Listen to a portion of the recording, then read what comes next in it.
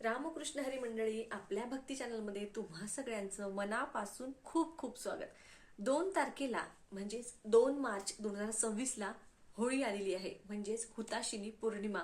होळी म्हणजेच वाईटावर चांगल्याचा विजय. तर बघा, या दिवशी आपल्याला काय करायचं आहे, काय करायचं नाही आहे, पूजा कशी करायची आहे, कुठले नियम पाळायचे आहेत, त्याचबरोबर कोणत्या महिलांनी पूजा करायची नाही आहे, त्याचबरोबर बघा उपाय कुठले आहेत लक्ष्मी प्राप्तीसाठी, ही संपूर्ण माहिती मी तुम्हाला या आजच्या व्हिडिओमध्ये देण्याचा प्रयत्न करणार आहे. तर बघा, आपण अर्थात सकाळपासून बघणार आहोत. 2 तारखेला संध्याकाळी 5:55 पौर्णिमा तिथी सुरू होत आहे. 3 तारखेला संपणार आहे. मात्र 3 तारखेला चंद्रग्रहण आलेलं आहे, त्यामुळे आपल्याला होळी ही 2 तारखेलाच पेटवायची आहे. आणि जेही आपल्या पौर्णिमेच्या सेवा आहेत, उपासना आहेत, त्या आपल्याला 2 तारखेलाच करायच्या आहेत. आता ज्या महिलांचं पौर्णिमेचं सत्यनारायण असतं, म्हणजे माझं सुद्धा असतं, तर त्यांनी 2 तारखेलाच म्हणजेच सोमवारी सत्यनारायण पूजन करायचं आहे. मात्र कधी 5:55 म्हणजे तुम्ही 6 वाजेनंतर करायचं आहे. कारण बघा, आपल्याला पौर्णिमा तिथी सुरू झाल्यानंतर करायचं आहे. दुसऱ्या दिवशी अर्थात आपण केलं असतं, पण चंद्रग्रहण असल्यामुळे आपल्याला 2 तारखेला सत्यनारायण करायचं आहे. आता सकाळपासून संध्याकाळपर्यंत काय करायचंय, कुठले नियम पाळायचे ते सांगते. सगळ्यात आधी बघा, आपल्याला या दिवशी मांसाहार करायचा नाही, मद्यपान करायचं नाही. चुकूनही कुणी तुम्हाला मिठाई पदार्थ अनोळखी व्यक्तींनी दिले तर ते खायचे नाहीत.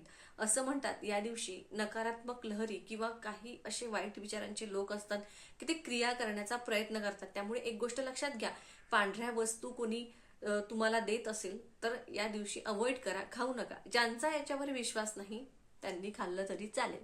त्याचबरोबर या दिवशी आपल्या घरातून दूध दही पांढरे वस्तू, ज्या साखर मीठ, ह्या वस्तू कुणालाही उसण्या म्हणजे शेजारी पाजारीनी मागायला आलं तर उसणं म्हणून द्यायचं नाही. आपल्या घरातला झाडू 5 मिनिटासाठी कुणी मागितला तरी सुद्धा द्यायचा नाही. या दिवशी सवाष्ण महिलांनी एक गोष्ट लक्षात ठेवायची की आपल्या लग्नातल्या ज्या काही वस्तू आहेत किंवा मग आपल्या सौभाग्याचे जे काही अलंकार आहेत ते इतर कुठल्याही स्त्री बरोबर शेअर करायचे नाही.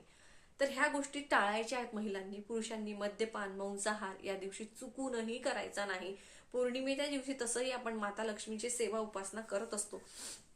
त्याचबरोबर होळी आहे, त्यामुळे या दिवशी बघा, आपल्याला सकाळी काय करायचं आहे, अर्थात लवकर उठून आंघोळ करायची आहे. आंघोळ झाल्यानंतर तुम्हाला तुमच्या घराची स्वच्छता झाल्यानंतर उंबऱ्याला हळदीचं लेपन करायचे आहे. विधिवत देवांची जशी दररोज पूजा करतो तशीच पूजा करून घ्यायची आहे.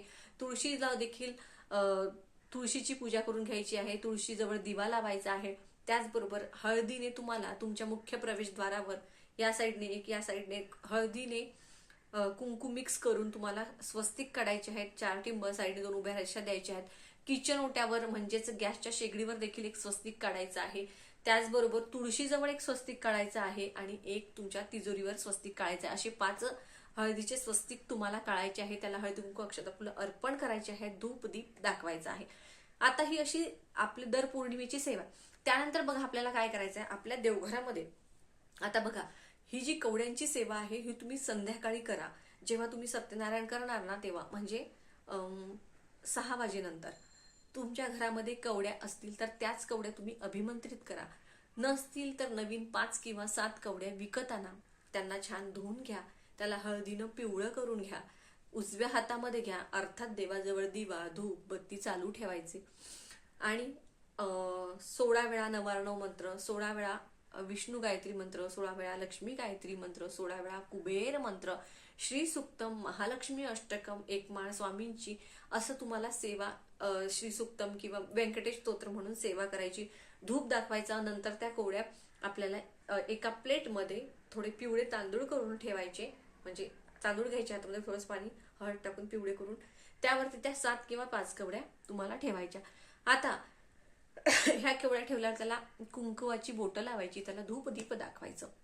माता लक्ष्मी आपल्या घरामध्ये सतत टिकून राहते आणि दर पौर्णिमेला तुम्ही त्यांना असंच अभिमंत्रित करत राहायचं. किंवा तुम्ही ह्या पिवळ्या कापडामध्ये बांधून तुमच्या तिजोरीमध्ये देखील ठेवू शकता. आता बघा, ह्या ज्या सेवा सांगितल्यात ना, ह्या मी तुम्हाला स्क्रीनवर देते, तर त्या तुम्ही तशा म्हणून बघू शकता.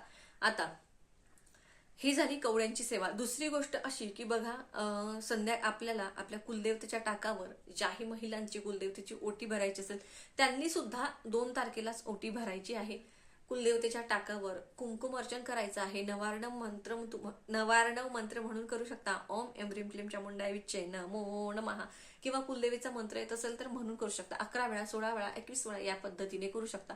श्रीयंत्रावर ओम श्री महालक्ष्मी नमो नमः, ओम श्री महालक्ष्मी नमो नमः म्हणून कुंकुम अर्चन करू शकता. बघा, आता ही कुंकुम अर्चनची सेवा, तर आता ह्या ज्या सेवा सांगते ना मी, ह्या पौर्णिमेलाच नाही तर प्रत्येक पौर्णिमेला तुम्ही ह्या सेवा करून बघा, तुम्हाला खूप चांगला अनुभव येईल. मी स्वतः करत असते, खूप प्रसन्न वाटतं, खूप छान वाटतं, माता लक्ष्मी स्थिर राहते. तर बघा, ह्या झाल्या पौर्णिमेच्या सेवा. त्याचबरोबर आपण सत्यनारायण करतो, त्यामुळे पत्नीची सेवा करतो आणि पतीची देखील करतो. पती पत्नी दोघांचीही सेवा आपल्या हातातनं होते. त्यामुळे माता लक्ष्मी आपल्या घरामध्ये खुश तेव्हाच राहते जेव्हा आपल्या हातनं भगवान विष्णूंची सेवा घडते. त्यामुळे विष्णू सहस्रनाम, व्यंकटेश स्तोत्र तुम्ही म्हणायचंच. आणि पौर्णिमेचा सत्यनारायण ज्यांनी कुणी सुरू केला नसेल त्यांनी आवर्जून सांगेन की सुरू करा. तर ह्या अशा आपल्याला सेवा करायच्या आहेत. आता तुम्हाला सांगते बघा, या दिवशी शक्यतोर काळे कपडे घालणं शक्यतोर नाही, घालूच नका. घरातल्या कुठल्याही व्यक्तीला काळे कपडे घालायला देऊ नका. या दिवशी नकारात्मक लहरी खूप जास्त प्रमाणात होळीच्या दिवशी असं क्रिया केल्या जातात आणि काळा रंग हा अशुभच मानला जातो. त्यामुळे काळ्या रंगाचे कपडे घालायचे नाही. वादविवाद कुणाशीही घालायचा नाही. कुणाच्या घरचं, तुम्हाला ज्यांच्यावर विश्वास नाही त्यांच्या घरचं तर अजिबातच खायचं नाही. मुलांवरती लक्ष द्यायचं. गर्भवती महिला जेव्हा होळी पेटत असते तेव्हा तिथे त्यांनी थांबायचं नाही, कारण त्यामधनं नकारात्मक बघा कसं होतं, त्या होळीमध्ये उतारे टाकले जातात, नजर उतरून टाकली जाते. त्यामुळे नाही थांबायचं गर्भवती महिला. आणि तसंही ज्यांना मासिक धर्म आहे त्या पूजा करणारच नाहीत अर्थात. तर बघा, अजून सांगायचं झालं तर या दिवशी 5 रुपयाच्या नाण्याचा तुम्ही उपाय करू शकता. म्हणजे बघा, 5 रुपयाचं नाणं तुम्हाला घ्यायचं आहे. हा मागच्या पौर्णिमेला सुद्धा मी तुम्हाला उपाय सांगितला होता. अतिशय सुंदर असा उपाय आहे. कच्चं गाईचं दूध तुम्हाला घ्यायचं आहे. त्या कच्च्या गाईच्या दुधात तुम्हाला चिमूटभर हळद टाकायची आहे आणि चिमूटभर तुम्हाला साखर टाकायची आहे.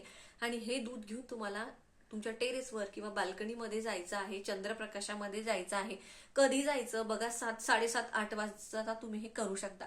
जायचं आणि तो जो चंद्र आहे त्या दुधामध्ये तुम्ही बघायचा. आता जो 5 रुपयाचा कॉईन घेतला होता तो स्वच्छ धुवून घ्यायचा आणि बघा त्या आता तुम्ही वाटी जी घेत आहात तर ती चांदीची असेल तर अतिशय उत्तम. चांदीची वाटी तुमच्याकडे नसेल तर कुठल्याही धातूची घेतली तरी चालेल, स्टीलची घेतली तरी चालेल. त्यामध्ये दूध, थोडीशी चिमूटभर हळद, चिमूटभर साखर आणि तो जे 5 रुपयाचं नाणं ते धुवून तुम्ही त्यामध्ये टाकायचं. आता हे चंद्रप्रकाशामध्ये ठेवायचं आणि तुम्हाला तो चंद्र त्या वाटीमध्ये दिसला पाहिजे. बघा, आता हा उपाय करण्याआधी तुम्हाला एका तांब्यामध्ये तुम्हाला स्वच्छ पाणी भरून घ्यायचं. थोडंसं कच्चं गाईचं दूध टाकायचं, नसेल नाही टाकलं तरी चालेल. तसंच पाणी चंद्राला ओम सोमाय नमः म्हणत चंद्राला ते पाण्याचं अर्घ्य द्यायचं. चंद्राची हळदी कुंकू अक्षदा फुलं, हळदी नाही सॉरी गंध अक्षदा फुलं वाहून पूजा करायची.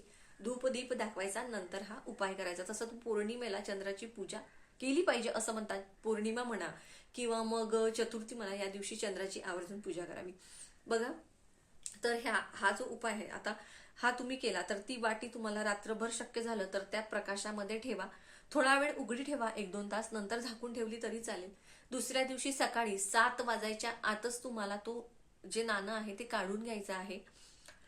म्हणजे पूर्ण सूर्य उगवण्याच्या आधी 6 वाजता केलं तर चालेल. ते नाणं काढून घ्यायचं, धुवून घ्यायचं आणि तुम्ही ते नाणं जे आहे ते तुमच्या वॉलेटमध्ये, तिजोरीमध्ये, पैशाच्या पर्समध्ये तुम्ही ती ठेवू शकता. ते तुम्हाला खर्च करायचं नाही.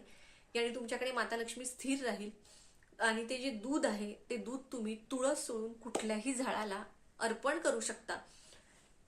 बघा, या दिवशी कुणालाही उसने पैसे देऊ नये. महिलांनी त्यांचे लग्नातले दागिने म्हणा किंवा शृंगाराचं सामान म्हणा इतर स्त्री बरोबर शेअर करायचं नाही. आपल्या घरातून मीठ, साखर, दूध, दही ह्या गोष्टी कुणालाही दान म्हणून या दिवशी देऊ नये. त्याचबरोबर कुणी 5 मिनिटासाठी, आता कसं होतं आमचं झाडू सापडत नाही, 5 मिनिटासाठी झाडू द्या, चुकूनही द्यायचा नाही. माता लक्ष्मी आपल्या घरातनं काढता पाय घेते असं म्हणतात, कारण हा पौर्णिमेचा दिवस आहे. तसं तर झाडू कधीच कुणाला आपला देऊ नये. तर बघा, ह्या ज्या गोष्टी आहेत ह्या कटाक्षांना टाळायच्या आहेत. काय करायचं आहे ते देखील सांगितलेलं आहे, काय नाही करायचं आहे ते देखील मी तुम्हाला या व्हिडिओमध्ये सांगण्याचा प्रयत्न केला आहे. व्हिडिओ जर आवडला तर व्हिडिओला लाईक नक्की करा. मी अजून तुमच्याबरोबर काही उपाय आहेत जे महत्त्वाचे ते मी पुढच्या व्हिडिओमध्ये तुमच्याबरोबर नक्की शेअर करेन.